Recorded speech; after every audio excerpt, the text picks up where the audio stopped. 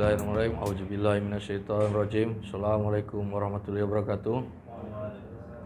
Allahumma shalli ala sayyidina Muhammadin abdika wa rasulika nabiyil ummi wa ala alihi wa sahbihi wa sallim taslima adada khalqika wa rida nafsika wa zinata arsyika wa midada kalimatik ala ya latifu lakal lutfu wa anta latifu minka yasmaluna lutfu latifu innani mutawassilun bilutfika faltu bi waqad nazala lutfu. Alhamdulillah wa syukurlah, kita berjumpa lagi dalam kajian buku The Entire City karya Ian Dallas. Kali ini kita masuk sesi ketiga. Kita akan membahas tentang tidak ada satupun negara modern yang layak disebut sebagai republik. Jadi kosakata ini seolah-olah kosakata yang membingungkan. Jadi Ian Dallas mengatakan pada zaman hari ini tidak ada satupun negara modern atau modern state yang layak disebut sebagai republik. Mengapa demikian?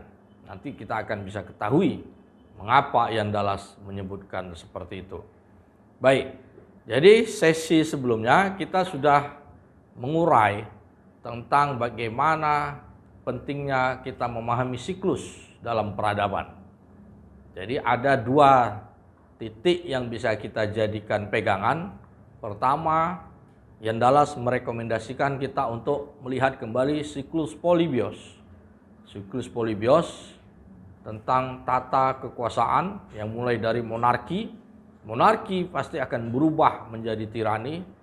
Tirani akan bergeser kembali menjadi aristokrasi. Aristokrasi akan berubah kembali menjadi setelah aristokrasi maka akan berubah menjadi oligarki. Dari oligarki akan berubah menjadi demokrasi. Dari demokrasi akan bergeser menjadi oklokrasi.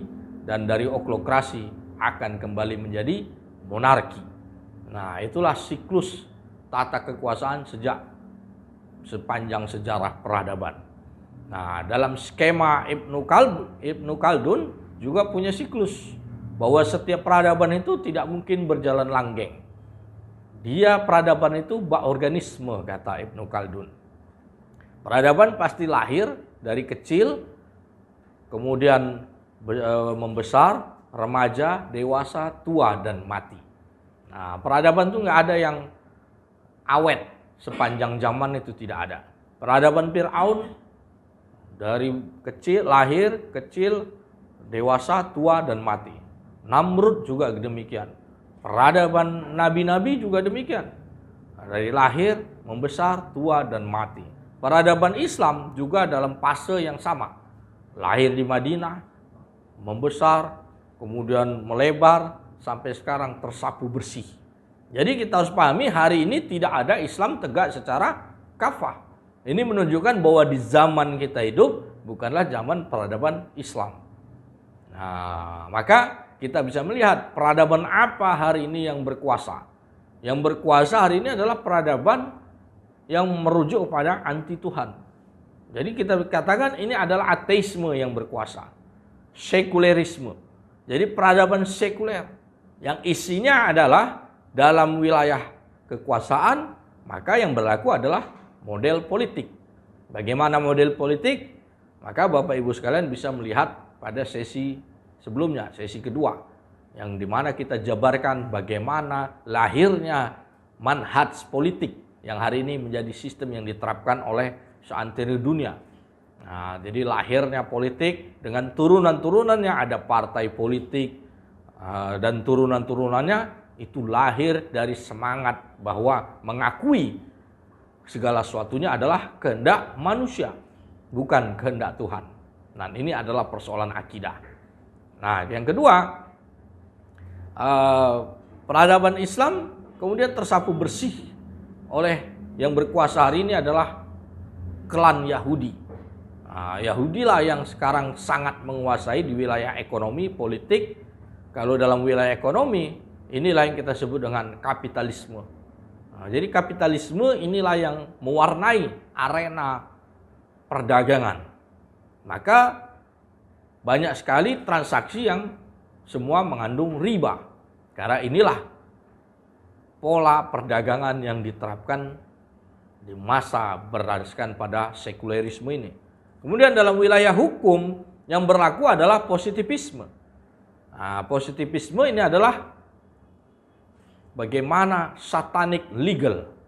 Nah, istilahnya ini hukum setan. Jadi bukan syariat, law yang berlaku. Syariat Islam hari ini tidak berlaku di muka bumi manapun. Nah, ini harus kita akui. Kalaupun ada berlaku, dia tidak secara kafah. Nah, kenapa peradaban bisa seperti sekarang ini? Maka disinilah kita merujuk kembali apa yang diajarkan oleh Ian Dallas dengan moto respice prospice, melihat ke belakang untuk maju ke depan. Nah, jadi sejarah adalah kacamata kita untuk menarik akar sumber persoalan itu ada di mana. Setelah kita tahu akar masalahnya di mana, maka kita akan paham diagnosanya, maka disitulah kita akan tahu obatnya apa. Gitu. Nah, jadi sekulerisme ini mewarnai bidang politik, bidang kekuasaan, bidang hukum, sampai bidang perdagangan, yang semua sekarang diterapkan oleh umat manusia seantero dunia. Nah, inilah yang kita hadapi, dan disinilah umat Islam harus menyadari posisi kita ada di mana. Jadi dalam skala struktur pemerintahan sebagaimana kata Polybius tadi, maka ini masuk dalam wilayah oklokrasi, bukan wilayah demokrasi. Era demokrasi sudah lewat. Nah, kalau dalam hadis Rasulullah SAW, maka kita mengenal ada nama periode Mulkan Jabariyah. Nah, periode Mulk Jabariyah. Nah, ini ada kosakata yang menarik. Jadi kerajaan Jabariyah,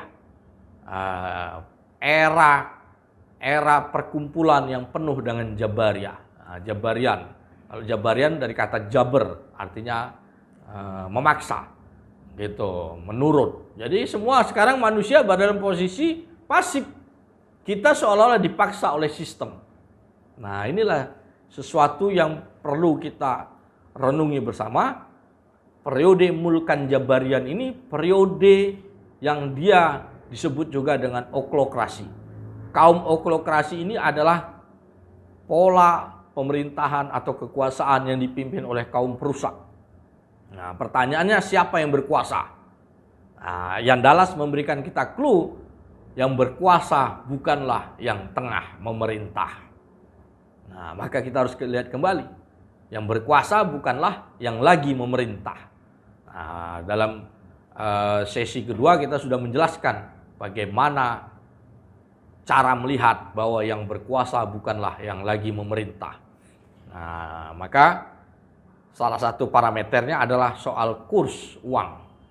Siapa yang mengatur dan mengendalikan uang? Yang mengatur dan mengendalikan uang hari ini di seantero dunia ini bukanlah lembaga pemerintahan. Jadi kurs US dollar itu bukan ditentukan oleh Presiden Amerika Serikat. Kurs ringgit itu bukan ditentukan oleh Perdana Menteri Malaysia. Jadi kurs ini ditentukan oleh sekelompok elit Yahudi. Nah, mereka yang kita sebut dengan katanya kaum bankir.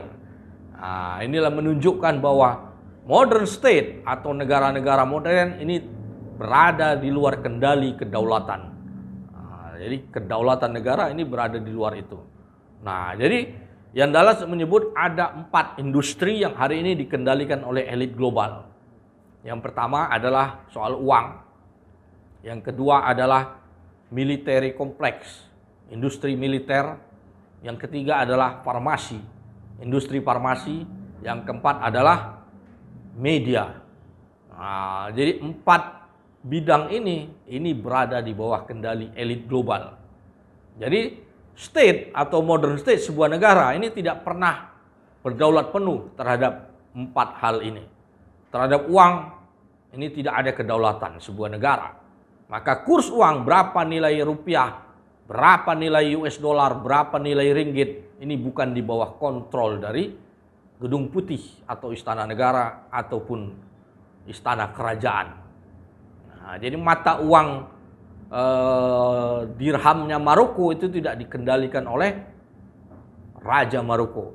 Mata uangnya lira itu tidak dikendalikan oleh Presiden Turki. Nah, jadi demikian semua seantero dunia. Nah, bagaimana faktor ini bisa berlangsung? Maka ini semua beranjak dari persoalan akidah. Sumber masalahnya ini adalah persoalan akidah. Maka kita harus melihat kembali apa yang berlangsung pada era Renaissance di Eropa. Jan Dallas mengatakan kita harus memeriksa kembali Renaissance yang kita anggap adalah masa pencerahan. Jadi Renaissance ini adalah ajang masuknya filsafat ke belantara Eropa. Nah, jadi disitulah filsafat diadopsi oleh orang-orang Eropa yang mereka perlukan ketika itu untuk melawan kedikdayaan dogma gereja Roma. Jadi kita sudah pahami geopolitik yang berlangsung pada era Renaissance, bahwa kepercayaan itu bergantung pada alhamdulillah pada gereja Roma. Jadi gereja dan raja ini adalah kelompok elit yang menguasai Eropa pada zaman itu, pada abad pertengahan. Nah, jadi dogma itu menjadi titik sentral yang diajarkan dan wajib dipatuhi. Maka raja adalah wakil Tuhan. Maka kemudian ada gium yang berkembang adalah the king can do no wrong. Raja tidak boleh salah. Nah, tapi dibalik dengan kepercayaan ajaran bahwa raja adalah wakil Tuhan, yang muncul adalah ketiranian. Tirani raja-raja di Eropa. Maka ditambah dengan ketiranian yang berlangsung pada gereja. Praktek amaliyah, pelaksanaan ibadah, ritual agama Nasrani ketika itu dianggap sudah banyak yang tidak masuk akal. Peranan terbesar adalah perlawanan yang dilakukan oleh Martin Luther dan John Calvin. Maka kemudian memunculkan para kaum Protestan karena mereka dianggap sebagai bidat atau bid'ah, karena menentang pengajaran dari Roma. Nah, itu berdampak pada wilayah kekuasaan, maka muncullah pendobrak-pendobrak aliran politik. Inilah yang sudah kita ketahui. Di sana ada Machiavelli, Thomas Hobbes, John Bodin, sampai kemudian John Locke, sampai kemudian munculnya Rousseau. Nah, itulah yang kemudian melahirkan peristiwa besar Revolusi Prancis. Jadi Revolusi Prancis ini adalah titik awal kita harus melihat apa yang terjadi di sana. Revolusi Prancis, sekali lagi, ini perang saudara yang dilakukan oleh sesama bangsa Prancis yang didasari dari perbedaan akidah. Jadi Revolusi Prancis, orang Prancis bukan melawan bangsa lain, bukan. Tidak ada yang menjajah kerajaan Prancis ketika itu. Di zaman itu tidak ada Daulah Utsmaniyah menjajah Prancis. Bukan.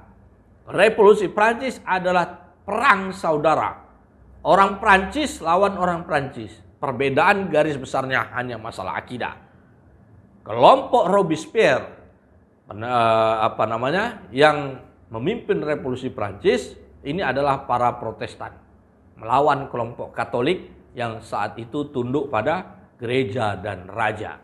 Jadi Raja Louis ke-16 adalah raja terakhir kerajaan Prancis yang saat itu mereka meyakini bahwa kekuasaan adalah kedaulatan Tuhan. Revolusi Prancis meyakini kekuasaan adalah kedaulatan manusia.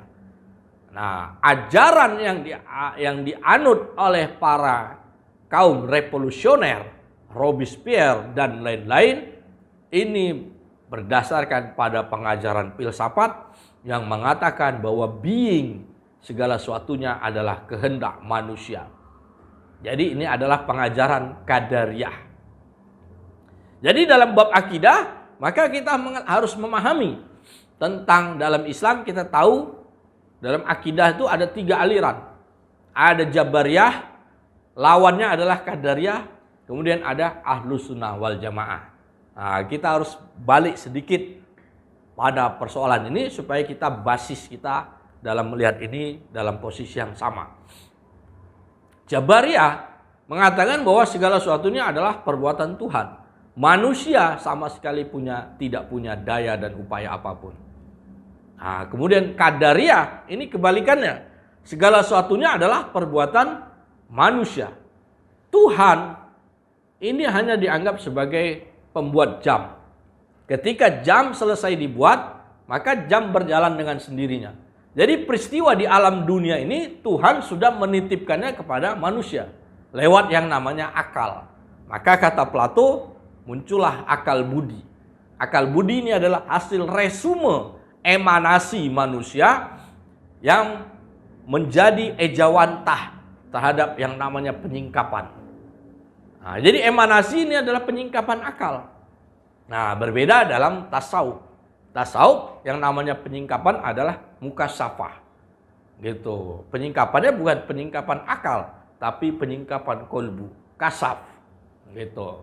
Nah, jadi para filosof menganggap akal manusia ini adalah sumber kebenaran. Sumber untuk menentukan kebenaran dengan akal. Jadi kita tidak memerlukan wahyu, kata Al-Farabi. Jadi Al-Farabi menganggap para filosof yang sudah berhasil mengungkapkan sesuatu dengan akalnya, maka derajatnya hampir setara dengan Nabi. Gitu. Maka kita bisa kenal Al-Farabi ini adalah tokoh besar dalam Mu'tazilah. Nah, dari Mu'tazilah inilah kaum Renaissance mengambil pengajarannya. Jadi kita bisa lihat periodenya. Dari mana orang-orang Eropa mendapatkan filsafat? Mereka mendapatkan filsafat, buku-buku filsafat itu bukan dari periode Romawi atau periode Yunani kuno, jauh sekali. Ketika era Mu'tazilah dalam Islam, abad ke-9 Masehi, 10, 11, ini era Mu'tazilah yang sangat kuat sekali pengaruhnya dalam Islam. Nah, kemudian itu berhenti. Yang menghentikan ajaran Mu'tazilah dalam Islam pada periode Abbasiyah ini hanya dua kelompok. Satu kelompok Sufi, yang kedua adalah Mutakalimun. Nah, jadi para Sufi inilah yang dipelopori oleh Imam Al-Ghazali bagaimana menyerang para filosof dengan tahaput al-falasifah. Kemudian ada ulama-ulama Sufi lainnya, Syekh Abdul Qadir Al-Jilani.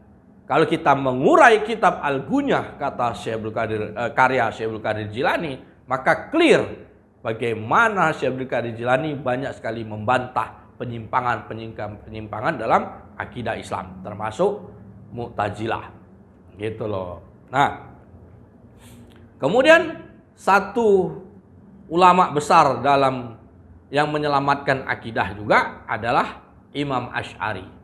Maka kita mengenal namanya sifat 20. Jadi Imam Asy'ari inilah yang menjadi parameter untuk meluruskan kembali akidah Ahlus Sunnah wal Jamaah. Maka kita selalu menyebutnya dalam akidah kita merujuk Asy'ariyah. Artinya bukan Imam Asy'ari menyusun baru, bukan. Pada zaman Imam Asy'ari dia bertobat dari Mu'tazilah. Nah, Imam Asy'ari itu mantan Mu'tazilah. Gurunya Al-Jubai adalah Mu'tazilah.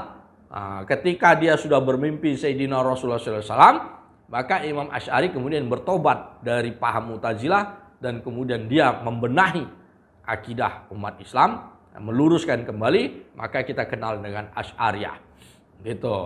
Nah, di periode setelahnya maka muncul juga Imam Al-Ghazali. Maka kemudian setelah itu muncul Syekh Abdul Qadir Al-Jilani. Nah, maka setelah itu paham Mu'tazilah ini tidak begitu berkembang dalam Islam. Nah, kemudian yang berkembang adalah umat kembali kepada tasawufi. Tasawuf yang kemudian membangunkan menjadi pondasi munculnya Mamluk, munculnya Seljuk, sampai munculnya Daulah Utsmaniyah, sampai munculnya kesultanan-kesultanan di Nusantara. Jadi wujud kebesaran Islam pada abad pertengahan adalah dengan pondasi tasawuf. Nah, jadi 200 atau 300 lebih kesultanan di Nusantara ini, mulai dari Aceh Darussalam, Melayu, Malaka, sampai Mataram, sampai Goa, Ternate, itu semua penerapannya adalah tasawufi. Nah, jadi bukan Mu'tazilah yang dianut oleh para sultan-sultan dan era kerajaan Islam waktu dulu. Nah, filsafat kemudian tidak laku dalam belantara Islam. Nah, di zaman hari ini muncul Neo-Mu'tazilah yang mengatakan bahwa Imam Ghazali dianggap sebagai penyebab kemunduran Islam. Inilah orang-orang pengekor dari modernitas, maka disebut dengan modernis Islam. Ini baru muncul pada abad 20. Nah, pada abad 20. Jadi modernis Islam dan kaum Wahabi inilah yang mereka punya musuh bersama, itulah kaum Sufi. Maka kaum Sufi lah yang kemudian menjadi musuh besar bagi kelompok-kelompok itu. Jadi kita bisa melihat nanti peristiwanya, adegannya itu berlangsung di mana? Adegannya berlangsung pada pembubaran Kesultanan Utsmaniyah. Ketika Kesultanan Utsmaniyah dibubarkan, maka ada 3 kelompok yang berperan besar di sana. Kelompok eksternal ini adalah para kufar. Para kufar dengan wujud kaum modern yang merupakan produk revolusi Prancis. Yang sudah mereka menggulingkan kejayaan gereja Roma dan raja-raja di Eropa, maka ekspansinya kepada negeri-negeri muslim. Nah, kelompok yang kedua adalah modernis Islam. Mereka yang mengikuti cara berpikir dari René Descartes, Immanuel Kant, sampai Karl Marx, dan para kelompok manhaj politik yang dulu kita sebutkan. Nah, kelompok ketiga adalah para Wahabi. Nah, sasaran mereka adalah penggulingan, pembubaran Daulah Utsmaniyah. Maka sejak itu, ketika Utsmaniyah dibubarkan, disitulah Yerusalem lepas dari kekuasaan Islam. Nah, jadi itu pengantar untuk kita bisa memahami bagaimana pengaruh akidah dalam peradaban. Nah, kita kembali kepada era Renaissance. Jadi Renaissance adalah di zaman itu bisa dikatakan Eropa berada dalam situasi mengalami Jabariyah. Segala sesuatu dianggap kekuasaan Tuhan, dianggap sebagai kehendak Tuhan. Jadi apa kata gereja, maka itu tidak boleh dibantah. Apa kata raja, itu tidak boleh dibantah. Sementara pada satu sisi, gereja dan raja ini sudah dianggap mengalami banyak sekali pergeseran dan penyimpangan. Ini yang dikatakan oleh Martin Luther dan John Calvin. Maka muncullah kelompok Protestan untuk melakukan revolusi terhadap pengajaran gereja Roma. Nah, dari sana lahirlah pengajaran pengikutnya yang disebut dengan Protestan. Dari sisi teolog, maka muncul Martin Luther dan John Calvin. Dari segi perlawanan lain, para filosof. Para filosof mereka juga menentang dogma gereja Roma, maka muncul René Descartes, kemudian muncul Immanuel Kant, muncul para filosof-filosof yang hari ini pengajarannya masih kita anut. Nah, dari sisi politik, kekuasaan, maka Machiavelli dan lain-lain ini juga menyerang pengajaran dari gereja Roma. Maka disitulah mereka bersatu padu untuk melawan pengajaran Jabariyahnya gereja Roma. Nah, cuman waktu itu Roma tidak memiliki ulama-ulama yang bisa membantah pengajaran filsafat. Mereka tidak punya ulama sekaliber Imam Al-Ghazali ataupun Syekh Qadir Jilani. Maka kemudian mereka dalam posisi yang kalah. Maka muncullah yang namanya Renaissance, berpikir kembali. Artinya berfilsafat kembali. Itu makna dari Renaissance. Gitu. Dari Renaissance maka lahir yang namanya modernisme.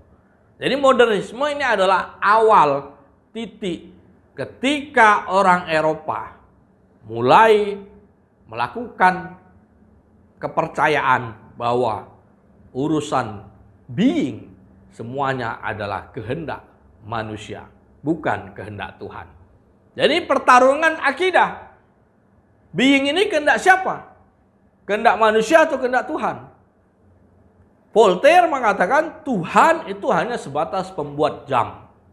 Ketika jam selesai dibuat, maka jam berjalan dengan sendirinya. Jadi dunia ini sudah dititipkan kepada manusia. Manusia yang dianggap boleh mengatur segala sesuatunya. Itu kata Voltaire. Maka kemudian siapa yang menentukan kekuasaan? Ya manusia. Kita nggak perlu lagi merujuk pada wahyu. Siapa yang menentukan perdagangan? Hukumnya manusia. Kita nggak merujuk lagi pada kitab suci. Karena akal manusia dengan emanasinya ini bisa dianggap sejajar dengan wahyu. Kemudian bagaimana hukum dibuat? Hukum dibuat berdasarkan pada akal manusia, rasionalitas. Nah, inilah pengajaran filsafat yang kemudian berwujud menjadi Renaissance. Maka kita lihat pertarungan dalam wilayah kekuasaan ini sangat berpengaruh besar terhadap pengajaran awal yang dilakukan. Kalau orang berujuk kepada Jabariyahnya Roma, maka mereka meyakini bahwa raja adalah wakil Tuhan.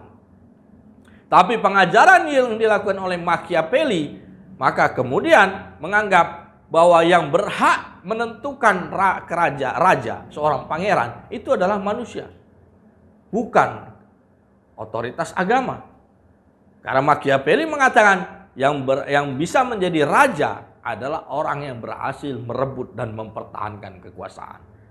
Nah, jadi faktornya adalah faktor usaha, kata Machiavelli. Nah, kita mundur sekali ke belakang. Jadi ada 3 aliran dalam akidah. Jabariyah, lawannya adalah Qadariyah, tapi di tengah-tengah ini ada namanya Ahlussunnah wal Jamaah. Inilah yang merujuk pada Asy'ariyah ataupun Maturidiyah dalam Islam. Apa bedanya Asy'ariyah dengan Jabariyah? Kalau Asy'ariyah, maka kita memiliki yang namanya kasab atau usaha. Nah, kalau Jabariyah, manusia ini ibarat wayang, kita nggak bisa ngapa-ngapain. Kita betul-betul pasif, murni. Nah, itu Jabariyah. Jadi terhadap situasi ini, mau ada kemaksiatan, mau ada perjudian, perzinahan dan lain-lain, kita pasif. Nah, ini orang yang Jabariyah murni. Tapi kalau Ahlussunnah wal Jamaah, segala sesuatunya adalah kehendak Allah. Tapi terhadap sesuatu yang dilarang oleh Allah Subhanahu wa taala, maka kita harus melakukan namanya usaha, kasab untuk menghindarinya. Nah, dalam kitab Al-Gunya, Syekh Abdul Qadir Al-Jilani sangat clear, terutama dalam bab akidah, bab iman, menggambarkan bagaimana posisi Ahlussunnah wal Jamaah. Nah, akidah yang benar merujuk pada ajaran Sayyidina Rasulullah SAW. Nah, jadi itu sekilas. Nah, kita balik lagi di Eropa. Maka kemudian muncullah peristiwa revolusi Prancis yang setelah digulingkannya Raja Louis ke-16, kemudian dikudetanya kekuasaan Gereja Roma. Maka tidak ada lagi aliran Jabariyah di sana. Yang muncul adalah aliran Neo-Qadariyah yang diusung oleh para manhaj politik tadi. Maka yang menentukan siapa menjadi raja ini adalah kehendak manusia, bukan lagi berdasarkan kehendak otoritas agama. Maka dilakukanlah pola pengajarannya Rousseau. Ini berdasarkan pada kontrak sosial, kata Rousseau. Gitu. Jadi sistem kontrak sosial, manusialah yang menentukan, manusialah yang berkehendak. Jadi ini adalah soal akidah. Jadi manusia yang punya kehendak. Ini bukan kehendak Tuhan. Tuhan sudah menitipkannya pada manusia. Nah, itu prinsip dasar dari apa yang dikatakan oleh Rousseau. Nah, kemudian dalam bidang hukum, manusia yang berhak membuat hukum. Hukum bukan datang lagi dari kitab suci. Maka kita mengenal hukum kita hari ini yang dipergunakan oleh manusia seantero dunia, hukumnya adalah positivisme. Ajaran yang merujuk kepada bahwa hukum rasio, hukum yang bersumber dari akal semata, hukum yang nampak, yang bisa diserap oleh indrawi semata. Jadi bukan hukum yang berlandaskan pada kitab suci. Nah, ini juga yang kita pergunakan oleh Indonesia sekarang. Hukumnya bukan berdasar pada kitab suci, tapi hukum yang diimpor dari Hindia Belanda. Hindia Belanda mengimpor dari Republik Prancis pasca Revolusi Prancis. Jadi dampak Revolusi Prancis ini adalah direct, langsung kepada negeri kita. Jadi ini dampaknya. Maka kita kenal ada 3 kitab hukum yang sampai hari ini masih kita pergunakan. Dan ini adalah hukum yang mulai diberlakukan pasca revolusi Prancis. Itu yang kita kenal namanya Code Napoleon. Apa itu Code Napoleon? Ini isinya ada 3 kitab hukum. 1, Code Sipil. Yang kedua, Code Penal. Yang ketiga, Code de Commerce. Ini namanya Code Napoleon, 3 kitab hukum ini. Code Sipil ini diterjemahkan oleh Belanda menjadi namanya Burgerlijk Wetboek. Code Penal diterjemahkan ke bahasa Belanda menjadi Wetboek van Strafrecht. Code de Commerce diterjemahkan ke bahasa Belanda menjadi Wetboek van Koophandel. Ini 3 ini. Indonesia mengadopsi ini. 3 ini diterjemahkan lagi ke bahasa Indonesia. Setelah kita proklamasi, Belandanya pulang, tapi hukumnya tetap kita gunakan. Maka yang namanya Burgerlijk Wetboek ini diterjemahkan mutlak sampai sekarang ini tidak pernah direvisi. Namanya adalah KUH Perdata. Wetboek van Strafrecht yang aslinya adalah kode penal diterjemahkan ke bahasa Indonesia menjadi KUH Pidana. Kemudian ada Wetboek van Koophandel diterjemahkan menjadi KUH Dagang. Jadi 3 kitab ini adalah namanya kitab induk. KUHP, KUH Perdata, KUH Dagang. Ini adalah hukum yang digunakan oleh negara Indonesia. Sumber hukum ini adalah dari Belanda bin Perancis. Dan ini revolusi Perancis kita harus pahami adalah satu hukum yang bukan berdasarkan pada kitab suci. Jadi revolusi Prancis adalah peristiwa kudeta terhadap otoritas agama. Jadi kita bisa berpikir, apakah ini hukum yang sesuai dengan ruh bangsa Indonesia? Tentu bukan. Hindia Belanda ketika membawa hukum ini, mereka dulunya adalah POC. POC ketika datang ke negeri kita, hukum yang berlaku adalah syariat Islam. Mari kita kembali dulu kepada kitab The Entire City ini supaya kita bisa pahami bagaimana ini adalah persoalan besar terhadap akidah. Baik. Jadi revolusi Prancis hukumnya kemudian kembali kepada hukum manusia. Kemudian sistem kekuasaannya merujuk kepada kedaulatan manusia, tidak lagi percaya kepada kedaulatan Tuhan. Dan kemudian perdagangannya tidak percaya dan merujuk kepada kitab suci, maka kita kenal sejak itu yang namanya kapitalisme. Jadi sebelum kapitalisme, kita juga mengenal namanya merkantilisme. Jadi merkantilisme ini adalah awal mula sebelum kapitalisme ini kemudian merujuk sampai mempengaruhi menjadi individu-individu. Jadi era merkantilisme ini ketika pasca revolusi industri. Jadi kita harus tahu tahapan sejarahnya. Ada revolusi Inggris tahun 1690. Inilah awal kudeta terhadap gereja Roma yang dimulai dari kerajaan Inggris. Kemudian revolusi Prancis, kudeta total bangsa Prancis, kerajaan Prancis terhadap otoritas gereja Roma. Kemudian revolusi industri di Inggris. Revolusi Inggris, revolusi industri ini awal dari penerapan merkantilisme yang kemudian berubah menjadi kapitalisme. Termasuk bagaimana keberhasilan VOC di Nusantara. Keberhasilan VOC inilah mengundang ajaran kapitalisme. Karena VOC yang dulu orang berpikir bahwa welfare state, negara sejahtera adalah sebuah kerajaan yang punya pondasi emas yang terbanyak. Jadi yang namanya welfare state, negara yang paling banyak mengumpulkan emas. Punya basis emas paling banyak, itu yang disebut dengan negara sejahtera.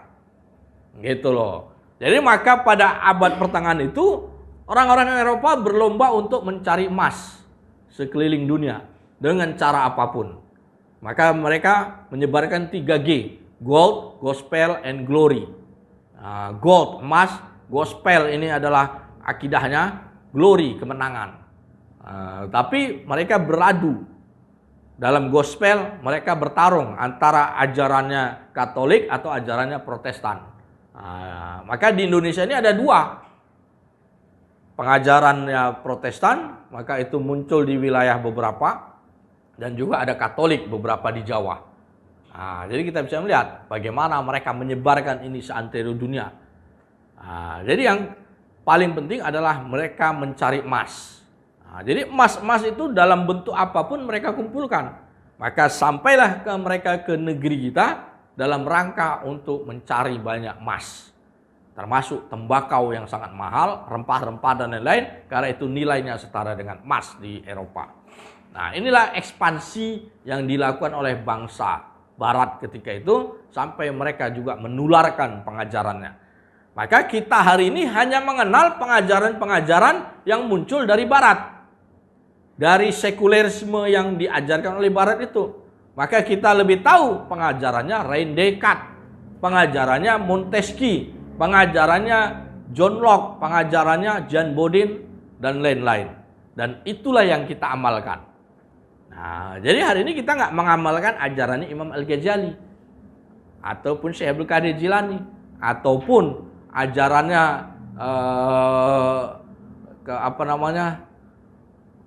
pengajarannya Sultania Imam Al-Mawardi. Karena itu jauh sekali dari amaliyah yang kita lakukan sekarang. Model ketatanegaraan yang kita ikuti hari ini bukan seperti yang merujuk pada Imam Al-Mawardi yang dituliskan dalam Al-Ahkam As-Sultaniyah. Nah, itu jauh sekali. Berbeda dengan era kita dengan penerapan pada era Wali Songo. Wali Songo mereka menerapkan itu. Al-Ahkam As-Sultaniyah. Mereka sampai mendirikan Kesultanan Demak, Kesultanan Mataram, dan lain-lain. Jadi ulama dan umaroknya adalah sultan dan para wali. Dalam Utsmaniyah itu bisa dilihat. Nah, jadi situasi zaman hari ini muncul setelah tadi revolusi Inggris, setelah revolusi Prancis, maka hampir sebelumnya ada namanya pendirian United States atau negara Amerika. Nah, negara Amerika inilah yang kemudian mereka mendeklarasikan sebagai format republik di zaman modern. Karena orang Eropa kebesaran mereka ada pada bangsa Romawi. Gitu. Romawi ini menjadi simbol kebesaran orang-orang Eropa. Karena zaman Romawi ini adalah orang Eropa, orang kulit putih ini menguasai dunia. Jadi sebelum Romawi, orang kulit putih ini dalam situasi mereka jadi bangsa budak. Jadi nggak selamanya orang kulit putih itu jadi majikan. Ketika bangsa Kartago, Libya yang berkuasa. Jadi ada sebelum Romawi, di zaman ketika Romus dan Romulus mendirikan kerajaan Romawi di tepi sungai Tiberias di Italia. Kerajaan mana ketika itu yang besar? Kerajaan yang besar itu ada namanya bangsa Kartago. Ini di Libya. Raja-rajanya ini kulit hitam. Gitu. Sama ketika era Mesopotamia. Mesopotamia di Mesir. Orang Mesopotamia ini kalau jumpa orang kulit putih itu bangsa budak. Nah, jadi jangan kita berpikir bahwa orang kulit putih itu selamanya adalah bangsa yang stratanya elit. Itu baru muncul pada abad pertengahan sampai sekarang. Baru muncul abad ke-20 sampai sekarang. Kalau kita melihat orang kulit putih seolah-olah mereka hebat. Ada masa mereka itu dulunya adalah budak. Nah sekarang terbalik, orang kulit hitam jadi budak bagi orang kulit putih. Ini baru muncul pada abad 20. Nah, maka persepsi kita zaman sekarang melihat orang kulit hitam ini adalah bangsa budak. Ngelihat Afrika, ngelihat kulit hitam yang di Indonesia, kita juga menganggap itu bangsa yang tidak unggul. Tapi melihat ada kulit putih seolah-olah ini adalah bangsa yang unggul. Nah, ini persepsi yang terbangun karena faktor sejarah. Bagaimana dengan bangsa Indonesia hari ini? Bangsa Indonesia hari ini di mata dunia, ya nggak ada. Kejayaannya di mana? Kalau nggak percaya, pergi aja kita ke luar negeri, ke Eropa. Ada nggak kita dihargai? Ketika ngecop paspor, pasti paspor kita visa kita diteliti betul. Ini palsu atau asli? TKI ini kan gitu. Saya hampir 15 kali pergi ke Cape Town, itu banyak sekali mengalami pengalaman seperti itu. Karena ini bukan bangsa yang hebat di zaman hari ini, bangsa Indonesia. Kita bangsa yang membebek kepada westernisasi tadi. Jadi itu membuat kita tidak unggul. Tapi ketika kita menerapkan Islam, maka bangsa ini menjadi bangsa yang unggul. Pada era 1500-an, 1600-an, bangsa ini masih menjadi bangsa yang unggul. POC datang itu ngemis. Bukan dalam rangka mereka menjajah. Dia datang pertama kali, Cornelis de Houtman, orang Belanda datang pertama kali itu dibunuh oleh Inung Bale di Aceh. Karena apa? Mereka tidak tunduk pada syariat Islam. Nah, dulu bangsa ini bangsa yang hebat. Sekarang aja menjadi bangsa kuli. Gitu loh. Jadi salah satu faktor ya salah kita sendiri. Kenapa kita menjadi pengikut kepada ajaran sekulerisme. Maka kita harus tahu sumber masalah dan akar masalah sekulerisme itu ada di mana. Nah, sekarang diajarkan lagi moderasi beragama. Membuat kita harus terus berada di bangsa yang menjadi bangsa kuli. Gitu. Maka pengajaran ini penting untuk menaikkan terah bangsa kita sejalan dengan membangkitkan dinul Islam kita. Selama kita keluar dari dinul Islam atau tidak menerapkan din Islam, maka disitulah kita akan menjadi bangsa kuli. Derajat kita pasti akan berada di bawah. Tapi selama kita menerapkan din Islam, maka disitulah kita menjadi bangsa yang besar. Nah, itu perjalanan sejarah yang bisa kita lihat. Nah, dari Amerika berdiri, mereka mentasbihkan kami adalah republik. Begitu juga dengan Kaisar Napoleon ketika dia berkuasa mengatakan kami adalah republik. Maka modern state pasca revolusi Prancis ini muncul di mana-mana dengan mendeklarasikan sebagai negara republik. Jadi ada Republik Cina, Republik Amerika, Republik Prancis, Republik Turki, termasuk yang dideklarasikan oleh Mustafa Kemal. Setelah Utsmania dibubarkan, Yerusalem diambil alih oleh Yahudi tanpa dengan perang. Nah, jadi kuncinya mengambil alih Yerusalem. Yahudi ini ketika Sultan Abdul Hamid masih berkuasa, mereka ingin membeli tanah Yerusalem oleh yang namanya Theodor Herzl. Tapi itu masih ditolak oleh Sultan Abdul Hamid II. Dia mengatakan, Yerusalem itu tanah wakaf, itu sudah milik Allah, tidak mungkin saya jual. Kata Sultan Abdul Hamid. Kita masih memiliki ketika itu sultan yang sufi, yang sangat kuat sekali tauhidnya. Nah, jika dia tolak itu. Nah, Yahudi tidak mundur dengan upaya mereka untuk merebut Yerusalem. Karena dia tidak bisa membeli dengan uang, maka jalan yang mereka lakukan adalah membubarkan Kesultanan Utsmaniyah, Daulah Utsmaniyah. Nah, maka setelah Utsmaniyah bubar, yang membubarkan adalah dipimpin oleh Mustafa Kemal yang dijuluki Atatürk. Gitu loh. Maka setelah Utsmaniyah bubar, Yerusalem dengan mudah diambil alih oleh bangsa Yahudi. Maka sampai sekarang Yerusalem berada di tangan kekuasaan Yahudi. Nah, jadi yang dibubarkan adalah Kesultanan Utsmaniyah. Nah, mereka pun berkuasa penuh. Jadi Turki mentasbihkan sebagai republik, Indonesia mentasbihkan diri sebagai republik. Nah, maka patut menjadi pertanyaan kita, sebagaimana diungkapkan oleh Ian Dallas, bahwa hari ini tidak ada satupun negara yang layak disebut dengan republik. Nah, jadi republik itu bagaimana? Kalau kita merujuk kepada risalah BPUPKI, bagaimana penyusunan Undang-Undang Dasar 45, Indonesia ini menyebut sebagai republik itu ada dalam pasal 1 ayat 1 UUD 45. Indonesia adalah negara kesatuan berbentuk republik. Waktu itu dalam rangka penyusunan konstitusi, anggota BPUPKI ini terbagi dua dalam persidangannya. Mereka berdebat apa bentuk kerajaan kita sebagai negara yang baru. gitu. Jadi sekitar 60-an anggota BPUPKI berdebat sampai berapa hari itu nggak putus bentuk kerajaan ini antara dua republik atau kerajaan. Nah, sebagian ngotot kita tetap kerajaan. Karena Indonesia ini ya kerajaan dari dulu. Kerajaan Aceh, kerajaan ini, kerajaan itu, kerajaan lain-lain.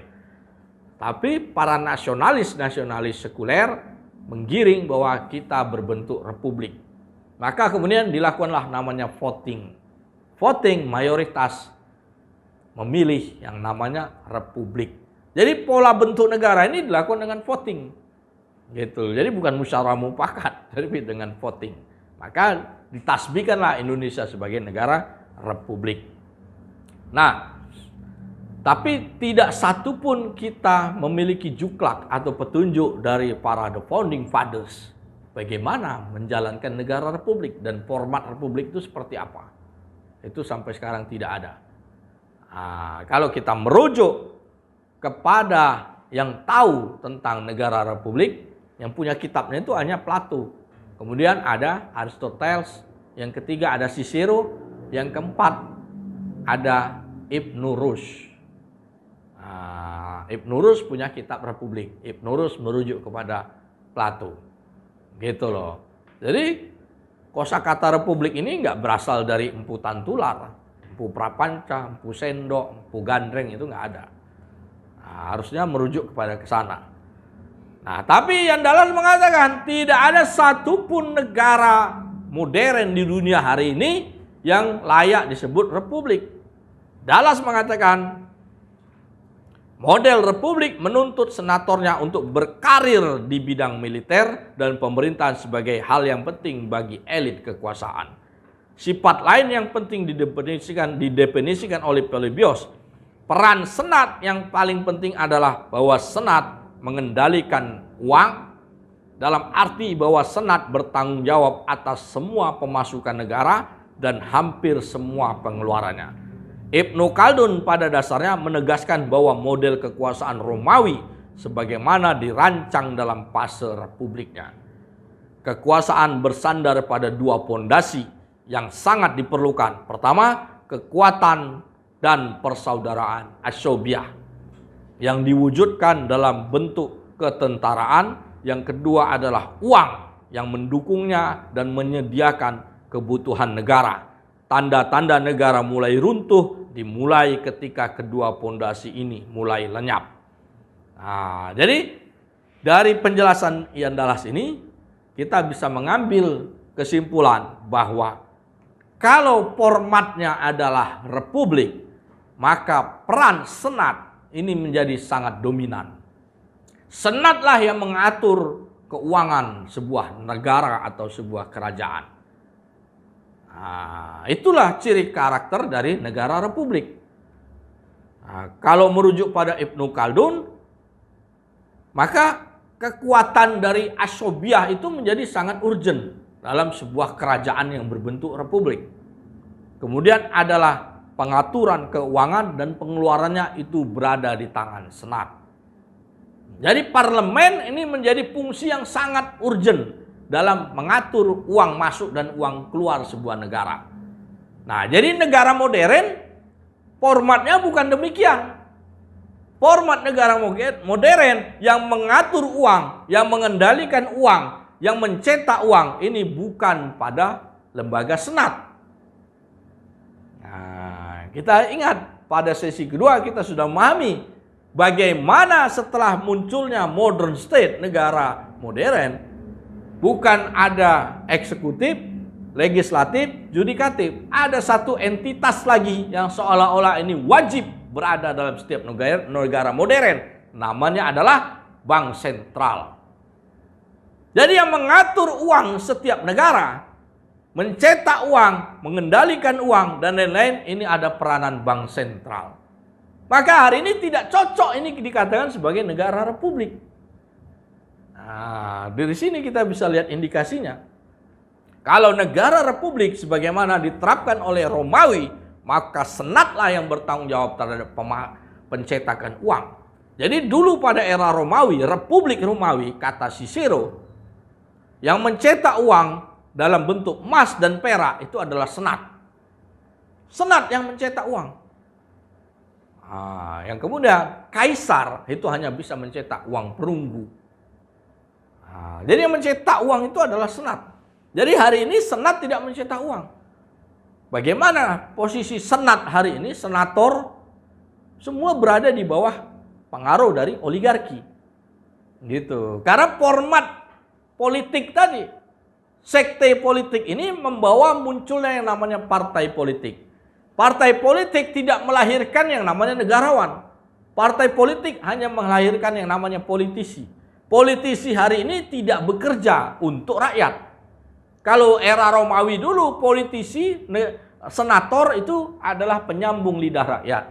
Jadi posisinya ada 3. Ada kaisar, ada senat, ada tribunal. Ini adalah rakyat. Jadi senat ini adalah medium antara penyambung antara rakyat dengan kaisar. Sekarang pada era negara modern muncul ada kaisar, ada presiden, kemudian ada senat, rakyat tetap posisi di bawah. Tapi ada satu kelompok lagi. Yang ini yang disebut dengan para bankir. Nah, inilah yang merusak. Jadi senat tidak bekerja buat para bankir. Senator hari ini orientasinya, senator bekerja untuk para bankir. Mereka tidak bekerja untuk kehendak rakyat. Tidak ada hari ini berlangsung seperti itu. Gitu loh. Jadi para bankirlah yang mengkooptasi dari head of state. Karena mereka mengendalikan uang. Mereka mencetak uang dan mereka mengatur kurs uang. Maka posisinya ini bukan disebut sebagai negara republik. Maka kita harus kembalikan fungsi negara republik dan sifatnya adalah seperti itu. Maka dengan demikian ada satu kesimpulan yang sangat menarik yang ditulis oleh sejarawan Amerika. Ini di luar dari kitabnya Ian Dallas. Jadi Al-Fakir menemukan ini dalam kitab lain yang ditulis oleh sejarawan Amerika namanya Arnold Toynbee. Ini penulis terkenal dari Amerika. Arnold Toynbee pernah menuliskan sejarah dunia. Dalam buku Sejarah Dunia, dia mengatakan sepanjang sejarah yang paling pernah menerapkan secara ideal pola negara republik adalah Daulah Utsmaniyah.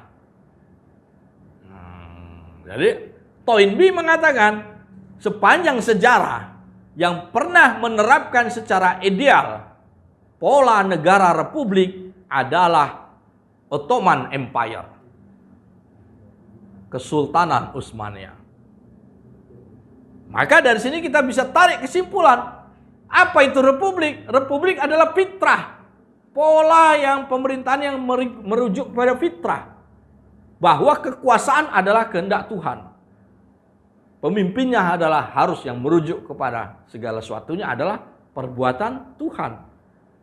Kalau republik merujuk bahwa segala sesuatunya adalah perbuatan manusia, maka itu bukan republik. Yang kedua, yang pernah menerapkan pola republik yang ideal, sebagaimana ajaran Plato, kata Arnold Toynbee, itu adalah Daulah Utsmaniyah. Jadi republik itu adalah kesultanan, kata Arnold Toynbee, sejarawan Amerika. Karena yang pernah menerapkan ideal itu adalah Utsmaniyah. Utsmaniyah itu siapa? Maka kita harus merujuk kembali kepada Utsmaniyah. Utsmaniyah pola kenegaraannya dipimpin oleh sultan. Sultan tidak berkuasa penuh. Sultan dikawal oleh yang namanya Syekhul Islam. Ini adalah para mursyid. Jadi semua Sultan Utsmaniyah ini pasti punya mursyid. Jadi Utsmaniyah ini adalah satu peradaban yang didirikan oleh sufi. Gitu loh. Jadi di situ ada mursyid. Jadi bagaimana hak-hak dari umat atau rakyat itu semua terjamin dalam Utsmaniyah. Jadi kalau kita pergi ke Istanbul, kita masih bisa melihat dalam Istana Topkapi bagaimana struktur sultan masih pernah dia mengadili dalam mahkamahnya. Jadi Sultan pun, Sultan Muhammad Al-Fatih itu pernah diadili dalam peradilan di Utsmaniyah. Yang menuntut itu adalah seorang Yahudi yang dipotong tangannya oleh Sultan Al-Fatih. Itu ada kisahnya. Nah, jadi tidak ada kekebalan hukum dalam Kesultanan Islam. Jadi begitulah format kesultanan-kesultanan yang berjalan di seantero dunia di zaman itu.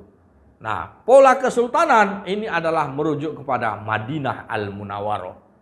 Bagaimana Madinah Al-Munawwarah?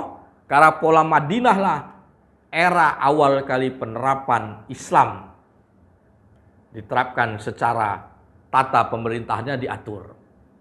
Nah, jadi dari Madinah lah kemudian model pemerintahan Islam ini diikuti sampai periodenya Umayyah, kemudian berlanjut periode Abbasiyah, periode Mamluk, periode Seljuk, sampai periode Utsmaniyah, sampai kemudian periode di kesultanan-kesultanan di Nusantara, itu semua merujuk pada Madinah Al-Munawwarah. Jadi the entire city ini adalah bagaimana mengembalikan pola kekuasaan berdasarkan fitrah. Dan itu merujuk kepada Madinah Al-Munawwarah. Karena pola kekuasaan hari ini berlandaskan pada sekulerisme yang berlandaskan kepada ajaran rasionalitas, dan itu kembali kepada akidah Qadariyah, Neo-Qadariyah. Nah, maka ini tidak sesuai dengan fitrah. Jadi sebagaimana siklus Ibnu Khaldun, maka peradaban kapitalisme ini, peradaban modernisme ini berada dalam posisi sakit.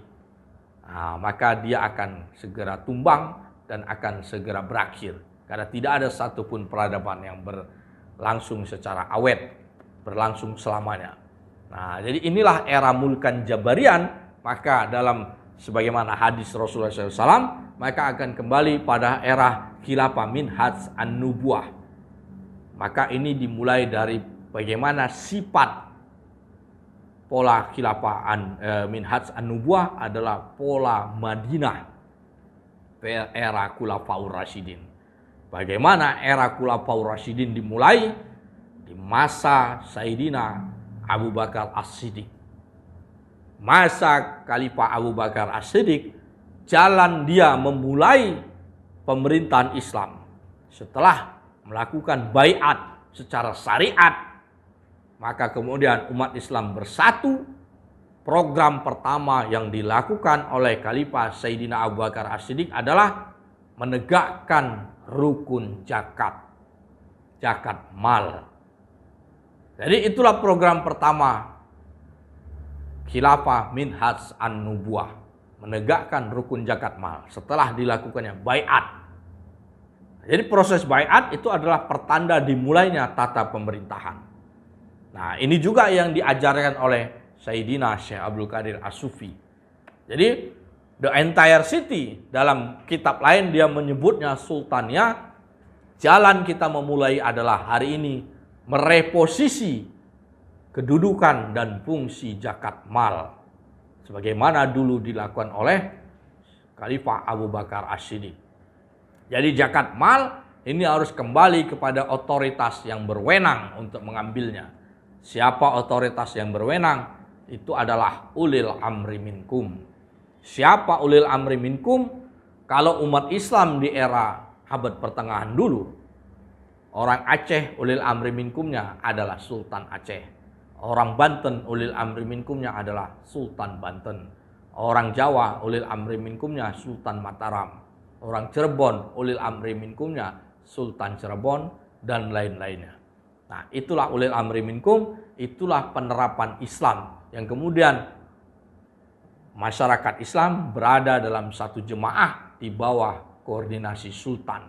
Dan pola kesultanan itu adalah pola republik, sebagaimana kata Arnold Toynbee tadi.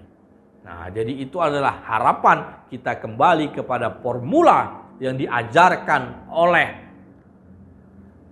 para wali dulu, yang merujuk kepada ajaran Sayyidina Rasulullah SAW. Nah, jadi pola sultaniyah ini adalah sama dengan pola republik yang insya Allah itu akan membawa kepada welfare state. Nah, jadi mudah-mudahan buku ini bisa menjadi gambaran buat kita semua untuk kita bisa memahami bagaimana melahirkan the ideal state, negara ideal yang merujuk kepada kesempurnaan sebagaimana Madinah Al-Munawwarah. Maka dalam the entire city ini, Yan Dallas memberikan kita banyak sekali clue untuk mencegah kita dari cara pandang sekulerisme yang membuat kita terjebak untuk menjadi buih. Nah, jadi mudah-mudahan kitab ini bisa kita resapi dan kita dalami sehingga akan kemudian kita amalkan. Demikian yang bisa Al-Fakir sampaikan. Ihdinas shiratal mustaqim, wabillahi taufik walhidayah. Assalamualaikum warahmatullahi wabarakatuh. Memasuki 3 kali kita belajar. Memang dari buku Entire City ini luar biasa menarik. Jadi sehingga untuk bagi para mahasiswa yang mau terjun di dunia politik atau di dunia hukum, sejarah, sangat penting buku ini dibaca.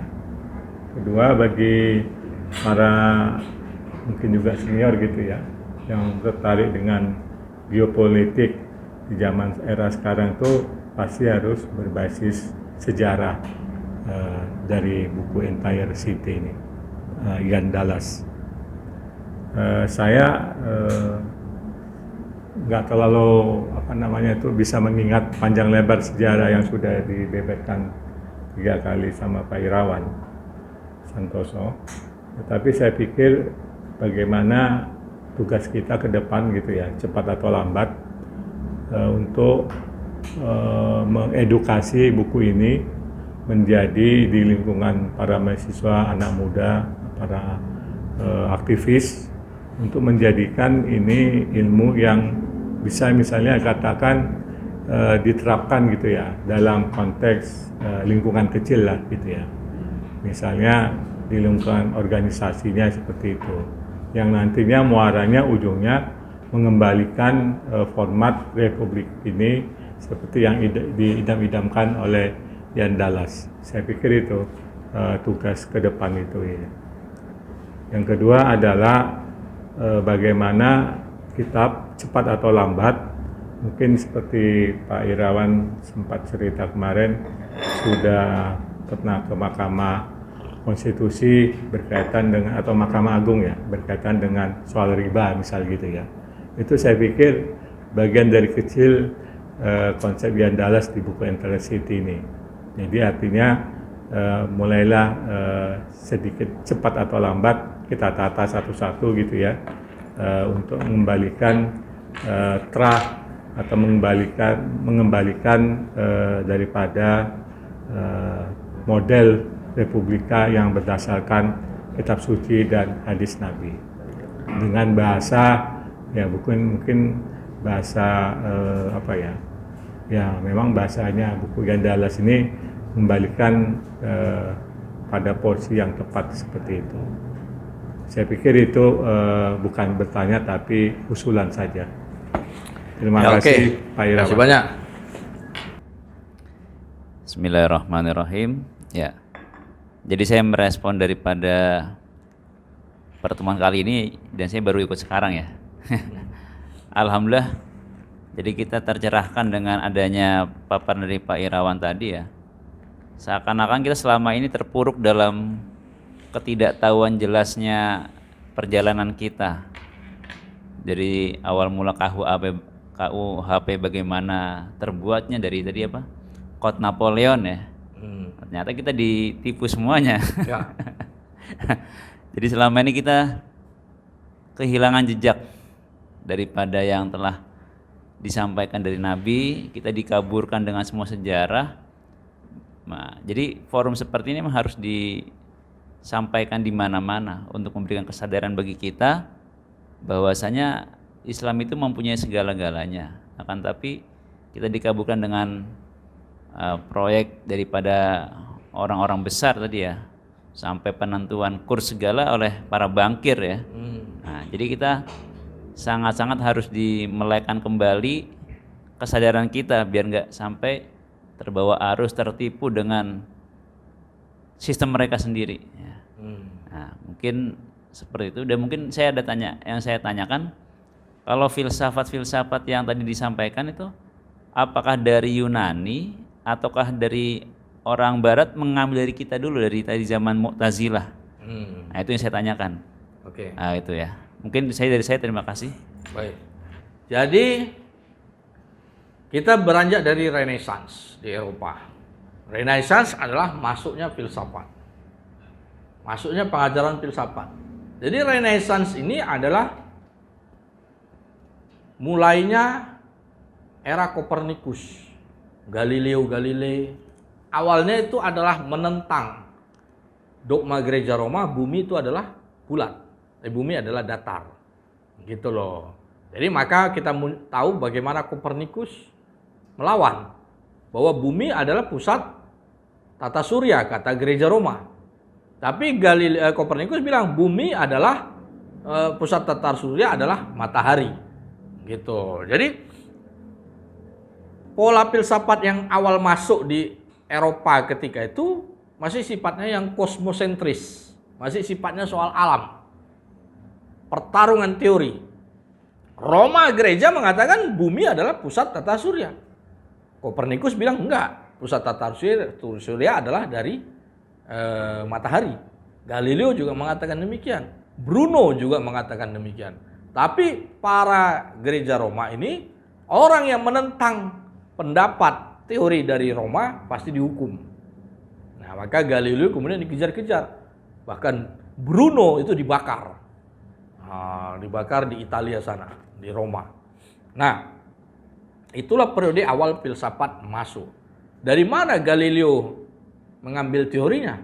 Ini teorinya dari kitab-kitabnya orang-orang Mu'tazilah. Nah, jadi kita harus pahami dulu bagaimana Mu'tazilah ini. Mu'tazilah ini yang kita tahu adalah yang menteorikan bahwa Al-Quran adalah makhluk. Kenapa Al-Quran itu disebut makhluk? Kenapa para ulama menentang bahwa Al-Quran adalah makhluk, maka itu dianggap sesat. Gitu loh. Jadi kita kembali kepada pondasi pengajaran din Islam. Segala sesuatu selain Allah Subhanahu wa taala maka adalah makhluk. Jadi segala sesuatu selain Allah Subhanahu wa taala itu adalah makhluk. Jin makhluk, manusia makhluk, tumbuh-tumbuhan makhluk, binatang makhluk, matahari makhluk, bumi makhluk, dan lain-lainnya makhluk. Bagaimana dengan Al-Quran? Nah, orang-orang Mu'tazilah mengatakan Al-Quran adalah makhluk. Imam Ahmad bin Hambal sangat menentang ini. Dia berada dalam posisi tidak mau mengatakan Al-Quran adalah makhluk. Pada periode Khalifah Al-Ma'mun di masa dinasti Abbasiyah terjadi satu peristiwa namanya ujian Al-Mihnah. Ujian Al-Mihnah ini adalah semua ulama itu dites ketauhidannya. Kalau ada yang tidak mau meyakini Al-Quran adalah makhluk, maka dihukum penjara. Itu namanya ujian Al-Mihnah. Maka Imam Ahmad bin Hambal ditanya, setujukah engkau Al-Quran adalah makhluk? Oh, enggak, saya enggak setuju. Al-Quran bukan makhluk. Gitu. Maka Imam Ahmad bin Hambal sampai mendekam beberapa tahun di penjara untuk mempertahankan akidahnya. Khalifah ketika itu, beberapa khalifah Abbasiyah itu sudah tercekoki pengajaran Mu'tazilah. Jadi pengajaran Mu'tazilah itu sangat besar sekali karena selain dengan filsafat, anak kandungnya adalah sains. Kenapa orang terpengaruh dengan pengajaran Mu'tazilah? Karena muncul sains Islam di zaman itu. Jadi perpustakaan besar itu ada dua yang menjadi barometer dunia. Ada di Baghdad dan ada di Cordoba. Ini di zaman Mu'tazilah. Di Baghdad namanya Bait Al-Hikmah. Nama perpustakaan ini besar sekali. Baghdad ketika itu adalah seperti New York-nya hari ini. Menjadi pusat peradaban. Orang belajar ya kemana? Ke Baghdad. Tapi isi pembelajaran ketika itu banyak pengajaran Mu'tazilah. Kitab-kitab dalam perpustakaan Bait Al-Hikmah ini banyak kitab-kitab terjemahan filsafat, buku-buku filsafat dari orang-orang Yunani. Gitu. Jadi ribuan buku itu banyak, tapi banyak buku filsafat, mayoritas gitu. Kemudian ada lagi satu lagi di Cordoba. Cordoba nama perpustakaannya adalah Madinatul Az-Zahra. Nah, ini sekarang tapak-tapaknya masih ada di Cordoba sana. Nah, waktu di Baghdad yang menghancurkan perpustakaan ini adalah bangsa Mongol. Ketika Mongol datang menyerbu, maka dia menghancurkan perpustakaan ini dan buku-bukunya itu dibuang. Jadi Allah mengirimkan bangsa Mongol untuk menghancurkan filsafat ini, kan gitu. Nah, itu Allah kirimkan. Nah, kita kembali dari pengajaran Mu'tazilah. Kalau kita mengatakan bahwa Al-Quran adalah makhluk, artinya adalah dia baru. Al-Quran adalah new atau hadits, artinya sifatnya baru diciptakan. Kalau kita mengatakan Al-Quran itu baru, adalah sebagai sesuatu yang baru, dia baru muncul pada era ketika Sayyidina Rasulullah SAW turun di alam dunia, maka dia dianggap sebagai makhluk baru. Itu sama saja kita mengatakan Allah itu lemah. Karena kita menganggap Allah ini nggak tahu apa yang terjadi di alam dunia ini. Padahal alam dunia ini adalah huwal awalu, huwal akhiru. Bagaimana dia berawal, bagaimana dia berakhir, ini sudah dalam catatan Allah Subhanahu wa Ta'ala. Bagaimana kita katakan Al-Quran adalah baru, Al-Quran adalah makhluk. Maka ulama mengatakan orang yang mempercayai Al-Quran adalah makhluk itu dianggap sesat. Gitu loh. Jadi itulah perbedaan antara Mu'tazilah dengan ulama Ahlussunnah wal Jamaah. Syekh Abdul Qadir Jilani dalam kitab Al-Gunya itu memberikan penjabaran lebih panjang lagi bagaimana kesesatan dari Mu'tazilah. Jadi Mu'tazilah zaman itu adalah menjadi musuh yang sangat besar bagi kaum muslimin, terutama dua kelompok Mutakalimun dan kelompok Sufi. Gitu loh. Jadi akidah Sufi ini udah jelas, ini akidah yang merujuk yang sama dengan akidah ahli kalam. Ya, itu dia ininya. Nah, karena Mu'tazilah redup di zaman Islam, setelah kemudian ajaran tasawuf membesar di pada periode Syekh Abdul Qadir Jilani. Setelah itu kemudian muncul Sultan Salahuddin Al-Ayyubi. Nah, ini kemudian memberikan pengaruh besar. Satu juga catatan, ketika Abbasiyah itu kuat dengan sainsnya, banyak penemuan-penemuan dalam saintifis Islam. Filosof-filosof Islam itu menemukan segala sesuatunya, tapi di zaman itu juga Yerusalem lepas dari tangan kekuasaan Islam. Gitu loh, pada periode Abbasiyah. Pada Abbasiyah hebatnya sains tidak berbanding lurus dengan kejayaan Islam. Jadi kalau hari ini banyak yang mengatakan era kejayaan Islam itu ada pada era Mu'tazilah. Inilah para neo-Mu'tazilah yang membuat orang kemudian beralih kembali untuk mengikuti pola sainsnya Barat. Kalau dulu orang Mu'tazilah itu hebat-hebat, kita akui. Mereka melakukan banyak sekali penelitian dan penemuan. Sebelum ada pesawat terbang, yaitu orang-orang Mu'tazilah yang melakukan penelitian. Bagaimana Ibnu Sina, Al-Kindi itu melakukan banyak penelitian dan menghasilkan penemuan-penemuan yang membuat orang merujuk kepada umat Islam di zaman itu. Jadi jasanya satu sisi, orang-orang Mu'tazilah ini juga banyak mengislamkan orang. Ya, betul. Tapi secara akidah, ulama mengatakan ini berbahaya. Nah, yang sangat mengherankan adalah para pengikut Neo-Mu'tazilah zaman ini. Neo-Mu'tazilah zaman ini tujuannya cuma satu. Dia hanya untuk membenarkan pengajaran dari westernisasi ini. Gitu loh. Paham maksud saya? Jadi kalau dulu Mu'tazilah, dia menjadi leader seantero dunia. Karena banyak penemuan-penemuan yang dilakukan oleh para orang Islam. Nah, setelah Renaissance, penemuan-penemuan sains itu dilakukan oleh para orang-orang Barat. Jadi orang-orang Barat kemudian menjadi leader. Maka adalah revolusi industri. Revolusi industri ditemukanlah mesin uap, ditemukanlah Edison, menemukan namanya listrik, ditemukanlah telepon oleh Graham Bell. Maka itu menjadi leader para saintifis dari Barat. Nah, kemudian dalam dunia Islam mandek.